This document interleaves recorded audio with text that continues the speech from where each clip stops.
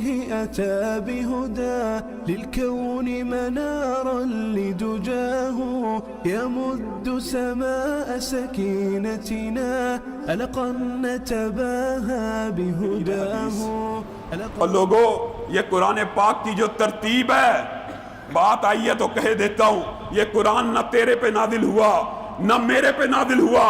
قرآن پاک کی پہلی آیت کون سی ہے؟ اقرا. قرآن پاک کی ابتدا وحی کی کہاں سے ہوئی؟ اقرا سے. کہاں پر ہے؟ کیا قرآن پاک کا آغاز اقرا سے ہو رہا ہے؟ نہیں.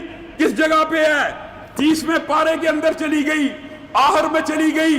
کون لے کے گیا؟ یہ کیسے ہوا؟ یہ کیوں کر ہوا؟ یہ نبی کریم صلی اللہ علیہ وسلم کی حدیث کی برکت ہے. نبی کریم صلی اللہ علیہ وسلم نے کہا یہ قرآن ہے، ہم نے قرآن مانا. نبی کریم نے کہا یہ میری بات ہے، ہم نے نبی کی بات مانی. نبی کریم نے کہا سورت فاتحہ سے قرآن شروع ہوگا، ہم نے سورت فاتحہ سے ابتدا کی، پھر بقرہ آئے گی. یہ ترتیب ساری کی ساری نبی کریم صلی اللہ علیہ وسلم کی حدیث کی وجہ سے ہے. حتیٰ کہ قرآن پاک جو محفوظ ہو رہا ہے، نبی کریم دنیا میں نہیں ہے. حضرت حذیفہ انصاری کی گواہی قبول کی جا رہی ہے. کس وجہ سے؟ نبی کریم صلی اللہ علیہ وسلم کی حدیث کی وجہ سے. اور آج بعض لوگ ایسے ہیں جو حدیث ہی کے منکر ہیں. کوئی بندہ بڑا کج فہم ہوگا، بڑا کم عقل ہوگا کہ اللہ رب العزت کلام حمید کے اندر 700 سے زائد مقامات کے اوپر ارشاد فرمائیں بالواسطہ یا بلا واسطہ اس رسول کی زندگی تمہارے لیے نمونہ ہے، اس کی صبح نمونہ، اس کی شام نمونہ، اس کی رات نمونہ.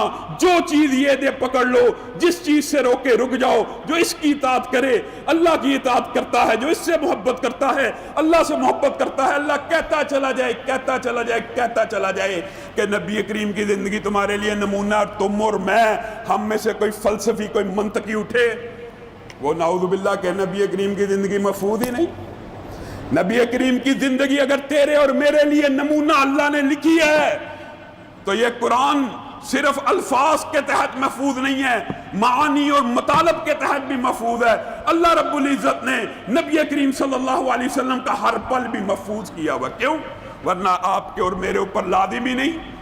لَقَدْ كَانَ لَكُمْ فِي رَسُولِ اللَّهِ أُسْوَةٌ، تمہارے لیے نبی کریم صلی اللہ علیہ وسلم کی زندگی بہترین نمونہ ہے. نمونہ ہی محفوظ نہیں. یہ کیسے ہو سکتا ہے؟ اس بارے میں پہلے بھی آپ کے سامنے چند گزارشات کو رکھا. انشاءاللہ کبھی وقت آئے گا حجیت حدیث کے حوالے سے اس باب کو مفصل بیان کریں گے. حضرت عثمان نے اس اجتہاد کے اندر کیا کیا؟ قرآن تو کمپائل ہو چکا تھا، قرآن پاک تو مکمل ہو چکا تھا. حضرت ابو بکر اور حضرت عمر کے فیصلوں کی وجہ سے قرآن پاک مکمل کمپائل ہوا تھا، لیکن 7 لہجے باقی تھے، 7 احرف باقی تھے. ہر قبیلہ، ہر کنبہ اپنے انداز میں تلاوت کیا کرتا تھا. آذربائیجان، آرمینیا فتح ہو گیا حضرت عمر کے دور میں. ساتھی آئے، کہا اب لوگ قرآن پاک کو، میں نے دیکھا ہے اجمی ہیں، نئے نئے اسلام میں داخل ہوئے ہیں، وہ جب شروع میں پڑھتے ہیں قرآن پاک کی تلاوت بڑے غلط انداز میں کرتے ہیں. ظاہر ہے جو بندہ شروع میں سیکھ رہا ہوتا ہے اس کے تلفظ، اس کے حرکات، اس کے الفاظ کی ادائیگی کمزور ہوتی ہے. حضرت عثمان کے دل کو چوٹ لگی. کہا میں ایسا کرتا ہوں، مشورہ کیا، قرآن پاک کی صرف ایک تلاوت کے اوپر، صرف ایک مصحف کے اوپر، صرف ایک حرف کے اوپر پوری امت کو جمع کر لیتا ہوں. اچھا آپ یہ کام کیسے کریں گے؟ حضرت حفصہ کے پاس وہ کمپائل شدہ نسخہ موجود ہے جس کو خلفاء نے جمع کیا تھا. اچھا حضرت عثمان، یہ ان کا اجتہاد تھا، ذاتی اجتہاد، جس کو امت کو اس قدر فائدہ ہوا. حضرت عثمان کے بارے میں بعض اعتراض کرنے والے الٹا اعتراض کرتے ہیں اس بارے میں کہ حضرت عثمان نے باقی سارے مصحفوں کو تلف کر دیا، باقی سب مصحفوں کو جلا دیا. کیا وہ اللہ کی طرف سے نازل نہیں تھے ہوئے؟ اس اشکال کا، اس غلطی کا 2 باتیں. ایک تو حضرت عثمان کا یہ جو اجتہادی فیصلہ تھا ایک تلاوت کے اوپر پوری امت کو جمع کرنے کا، اس کا آج فائدہ آپ کے سامنے. ایشیا کے سارے لوگ اس ایک مصحف کے مطابق تلاوت کرتے، لیکن کیا جو مصحف حضرت عثمان نے تلف کر دیے تھے اور یہ اللہ کی طرف سے نازل ہوا تھا، اس کی حفاظت اللہ نے کس طرح کرنی تھی۔ حضرت عثمان نے سارے مصحف تلف کر دیے، امت میں اختلاف ختم ہو گیا، ان کا مصحف رائج ہو گیا۔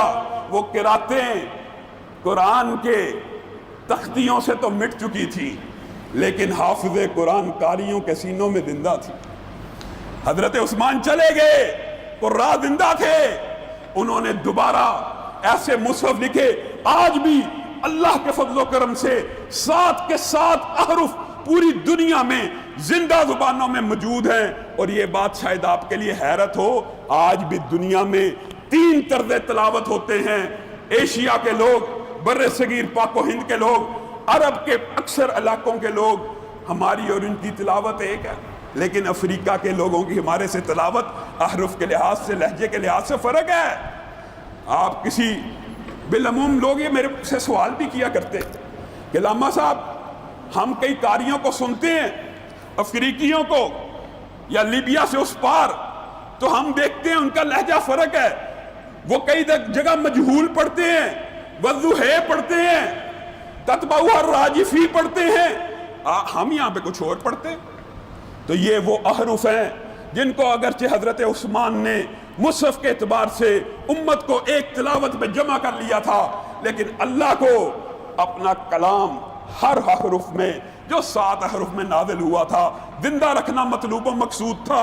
آج بھی 7 حرف زندہ ہیں، لیکن دنیا کی بڑی اکثریت مصحف عثمانی پہ جمع ہو چکی ہے۔ اکثریت مسلمانوں کی آج بھی اسی لہجے میں انہی الفاظ کے ساتھ تلاوت کرتی ہے۔ یہ حضرت عثمان کا اجتہادی فیصلہ تھا، جس کے دور رس نتائج برآمد ہوئے، امت میں اختلاف ختم ہو گیا، اور حضرت عثمان پہ تانا دنی کرنے والے کتنے بے وقوف ہیں، انہی کا مرتب کرتا، انہی کا کمپائل کردہ، انہی کا لہجے کا قرآن پڑھتے ہیں، اور نعوذ باللہ انہی پہ اعتراض کرتے ہیں۔